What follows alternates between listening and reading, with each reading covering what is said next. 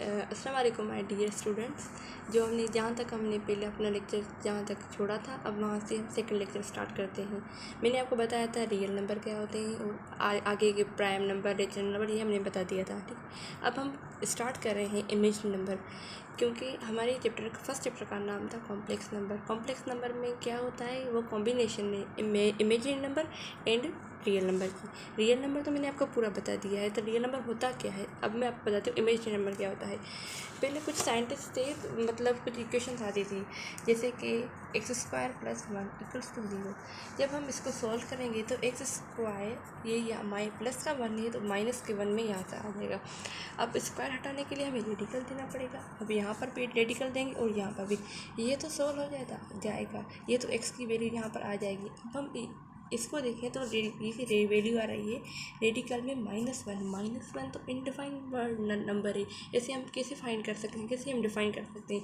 इसलिए कुछ रिसर्च के बाद साइंटिस्ट ने इमेजिनरी नंबर बताया, इमेजिनरी होता क्या है। ठीक है, तो इमेजिनरी नंबर पहले तो हम डेफिनेशन पढ़ेंगे। इमेजिनरी नंबर है क्या?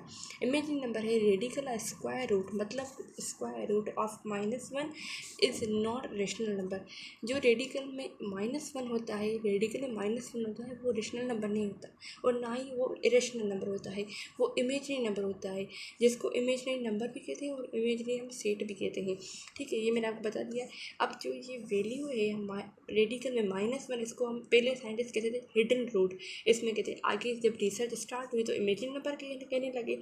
अब इन इमेजिनरी का पहला वर्ड आई से स्टार्ट होने वाला पहले जब आप पहले क्या था सब ठीक है एकदम रेडिकल में -1, तो पहले से साइंटिस्ट कहते थे हिडन रूट है ये।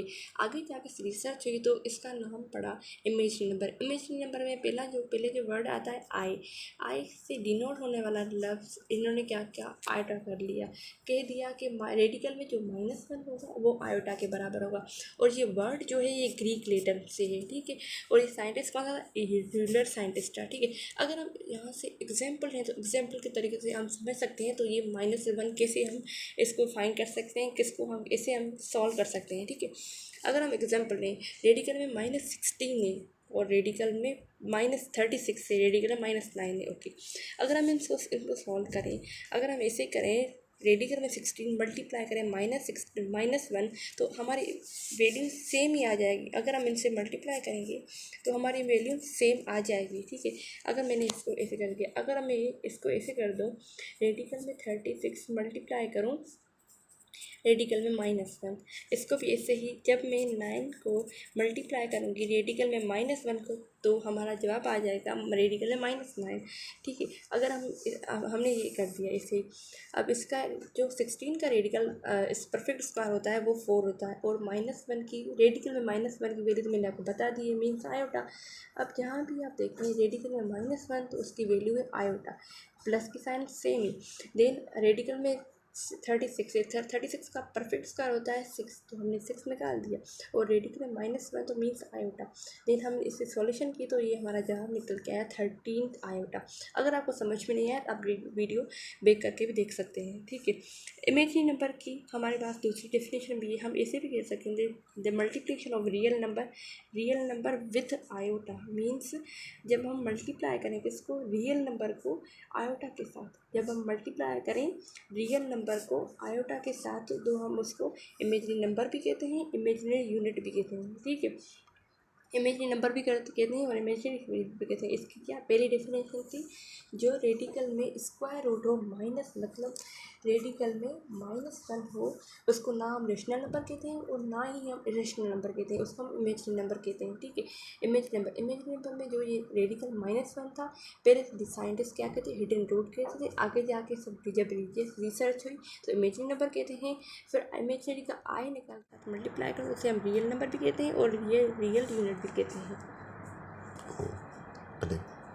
ओके, मैंने आपको ओवर वर्बली तो बता दिया कॉम्प्लेक्स नंबर होते क्या है और कॉम्प्लेक्स सेट होते क्या। जब मैं the sum of real part क्या होता है?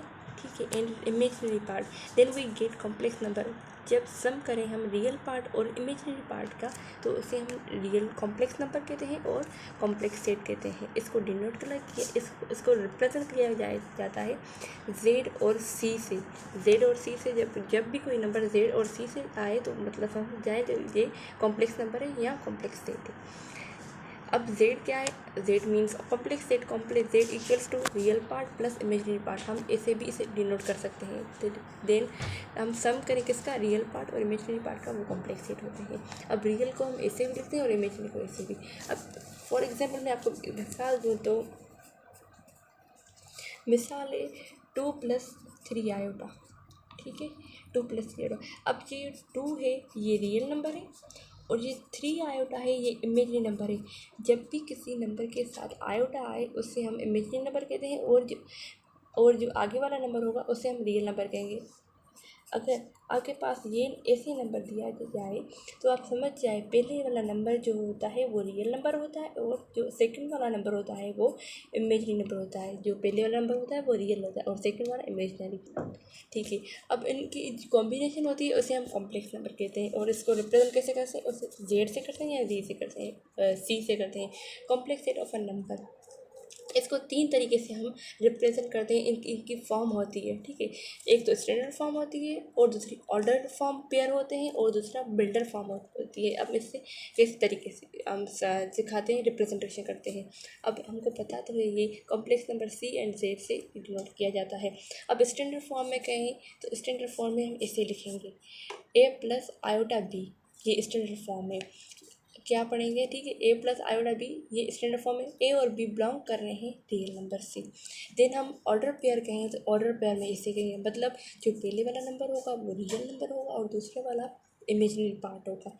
देन हम बिल्डर फॉर्म में कहें तो बिल्डर फॉर्म में इसे लिखा जाएगा a, b, ए बिलोंग कर रहा है real number and be also belong कर रहा है किससे, रियल नंबर से, ठीक है।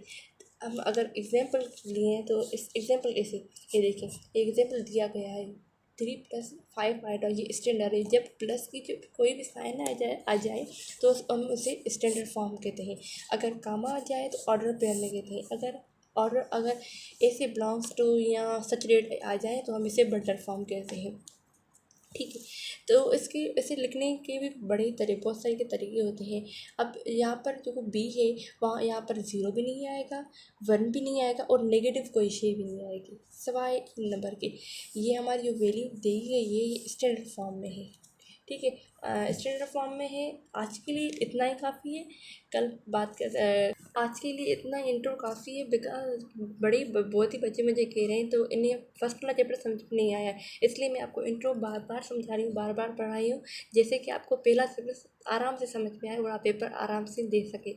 इसलिए हम एक्सरसाइज थोड़ी डिले करेंगे, ऐसे से चलेंगे जिससे आपको समझ में आ जाए।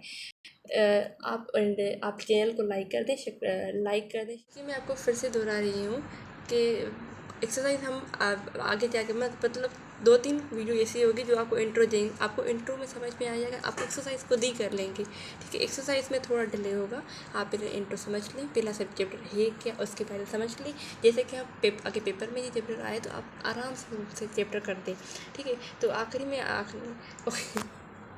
और जब आपको कोई फ़िज़िक्स में कोई डिफ़िकल्टी हो रही है तो फ़िज़िक्स में भी आप मुझसे प्रॉब्लम पूछ सकते हैं। मैं फ़िज़िक्स में पढ़ाती हूँ, अगर आपको फ़िज़िक्स का कोई लेक्चर चाहिए तो मैं प्रोवाइड आपको कर सकती हूँ, ठीक है। आज के लिए इतना काफ़ी है। आप चैनल को लाइक, सब्सक्राइब और शेयर कर दें। Thank you.